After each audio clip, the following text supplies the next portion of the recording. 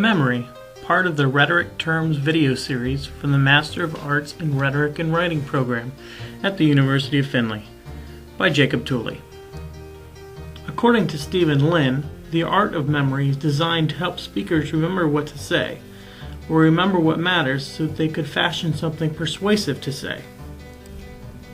Memory is the fourth canon of rhetoric and refers to the capacity of not only remembering a speech verbatim, or to remember the ideas one wants to present, but also the capacity to retrieve ideas and facts and use them. In other words, memory is intimately bound up with every other aspect of rhetoric. The art of memory, which was intended to help speakers remember what they wanted to say, has generally withered away as mnemonic technologies have expanded. Writing, printing, and computing have all arguably diminished the necessity of certain kinds of remembering.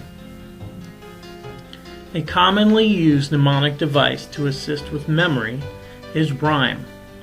Rhyme can be defined as a word agreeing with another in terminal sound. An example of a rhyme is "There once was an old woman who lived in a shoe, who had so many children she didn't know what to do." Another example of a mnemonic device is alliteration. Alliteration can be defined as the use of the same consonant sound at the beginning of a word or each stressed syllable in the line of a verse. An example of alliteration is "Susie sells seashells by the seashore." The final mnemonic device I'd like to describe associated to memory requires the speaker to create ridiculous or outrageous mental images to help them remember main ideas and sequencing of their speech. In this scenario, the speaker needs to create an animal parade marching in alphabetical order.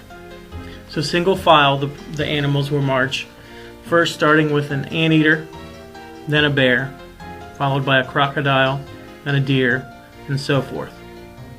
Secondly, the speaker needs to associate an image of some kind with each idea that he or she wishes to remember. And then each image needs to be placed within or on top of each animal in that specific sequence. This will help the speaker to remember the main ideas and the sequencing of those ideas as they're presented throughout the speech. The tip that the author gives is that the more outrageous or ridiculous the mental image, the easier it is to remember. The ancient Greek philosophers Cicero and Quintilian believed that the art of memory could only assist a person's natural memory, not replace it. The task for rhetoric is to determine whether there is an art to storing material and to searching in our own minds for what we know, for making use of what we recall, or is memory simply a natural ability? Remember, remember the ways to remember, the things that shan't be forgot. But also remember the ways to remember will strengthen an organized thought.